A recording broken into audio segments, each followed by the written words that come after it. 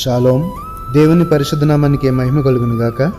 మన ప్రభువును రక్షకుడైన యేసుక్రీస్తు యెహోవా మెస్సీయ నామములో ఆత్మీయులైన దేవుని బిడ్డలైన మీ అందరికీ నా హృదయపూర్వక వందనాలు, ఉదయకాలపు శుభాలు తెలియజేస్తున్నాను.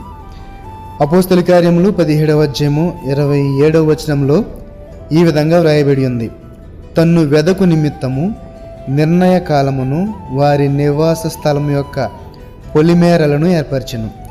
ఆయన మనలో ఎవనికిని దూరముగా ఉండువాడు కాడు. ఆయన మనలో ఎవనికిని దూరముగా ఉండువాడు కాడు. ఒక నిత్య సత్యం ఇది, సర్వసత్యం.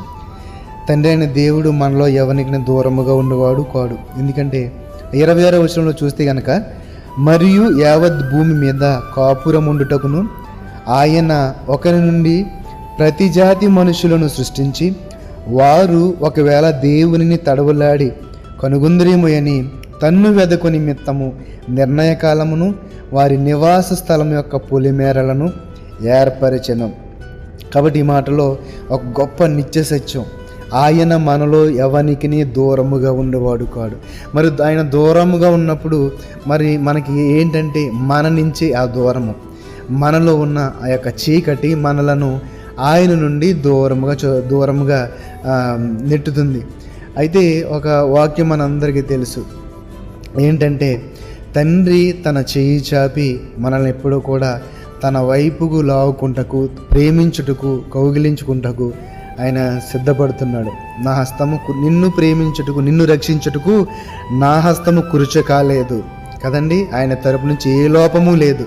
మన నుంచి లోపం, మనలో ఉన్న పాపము, మనలో ఉన్న ఆ యొక్క భ్రష్ట స్వభావము, పాపము, చీకటి, ఇవి మనలను ఆయన నుండి దూరము చేస్తున్నాయి. అంతే తప్ప ఆయన మనలో ఎవనికి దూరముగా ఉండేవాడు కాడు.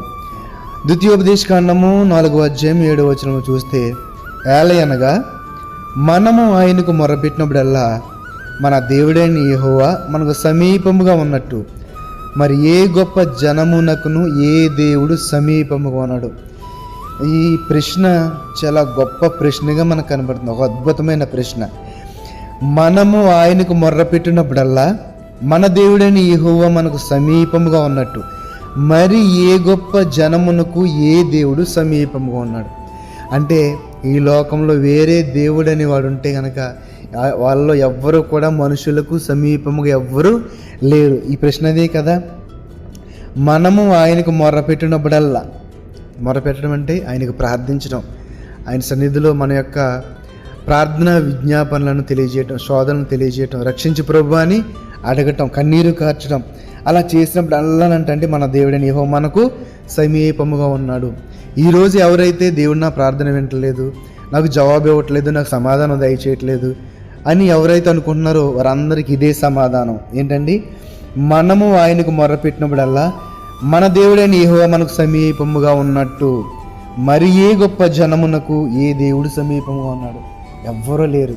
మన తండ్రి అయిన దేవుడు యెహోవా, మన ప్రభు అయిన యెహోవా మెస్సీయ, పరిశుద్ధాత్మ దేవుడు మనకి ఎప్పుడు కూడా సమీపముగానే ఉన్నాడు. మరి ఏ జనమునకు ఏ దేవుడు కూడా సమీపముగా లేడని ఒక నిత్య సత్యం ఈరోజు మనం నేర్చుకుంటున్నాము. కీర్తనకారుడు అంటాడు కదా, 19వ కీర్తన 1వ వచనంలో, ఆకాశములు దేవుని మహిమను వివరించినవి, అంతరిక్షము ఆయన చేతి పనిని ప్రచురపరచుచున్నది.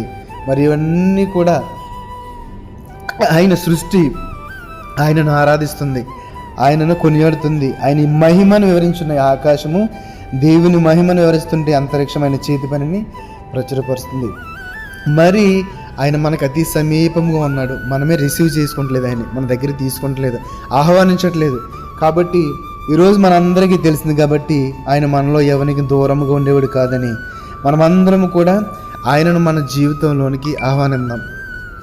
మరి మన జీవితాల్లోకి ఆయన రావాలంటే మనలో ఆ పరిశుద్ధత, పవిత్రత, సుగంధ పరిమళ తైల వాసన అనేది ఉండాలి. మనలో ప్రార్థనా ధూపం అనేది నిత్యము ఉండాలి.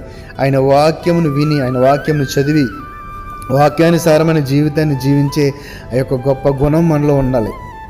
ఇలా ఉంటేనే తండ్రి దేవుడు మన సమీపంలోకి, మనలోకి వచ్చి మన జీవితంలో అద్భుతాలు చేస్తారని చెప్పడంలో ఎటువంటి సందేహం లేదు. కాబట్టి ఈరోజే మన తండ్రిని, మన ప్రభువును, యెహోవా మెస్సీయను మన జీవితంలోనికి ఆహ్వానిద్దాం. దేవుని మేలు పొందుకుందాం. దేవుడి మాటను బట్టి మన ఆత్మలను బలపరిచి ఆశీర్వదించి బలపరచును గాక. ఆమేన్. పరిశుద్ధుడా, మహోన్నతుడా, మహాగండ పరమందున మా తండ్రి, మాలో ఎవ్వనికి మీరు దూరంగా లేరు ప్రభువా. కానీ మాలో ఉన్న పాపము, దోషము, నాయన మాలో ఉన్న భ్రష్ట స్వభావము మీ నుండి మమ్మల్ని దూరం చేసినాయి తండ్రి. నాయన మమ్మల్ని క్షమించి నీ బిడ్డలుగా స్వీకరించండి. మాలో ఉన్న ప్రతి విధమైన పాపమును, చీకటిని నజరేయుడైన యేసుక్రీస్తు యెషువా మెస్సీయ నామములో కొట్టివేసి నాయన మీరు మా జీవితాల్లో ప్రవేశించమని, మాలో నివసించమని, మమ్మల్ని పరిశుద్ధపరిచి పవిత్రపరిచి నీ బిడ్డలుగా స్వీకరించమని, నీ రాజ్యంలో వారసులుగా ఉంచమని నజరేయుడైన యెషువా మెస్సీయ నామములో ప్రార్థన అడిగి వేడుకొనిచున్నాము తండ్రి. ఆమేన్. ఆమేన్. షాలోమ్. అందరికీ వందనాలు.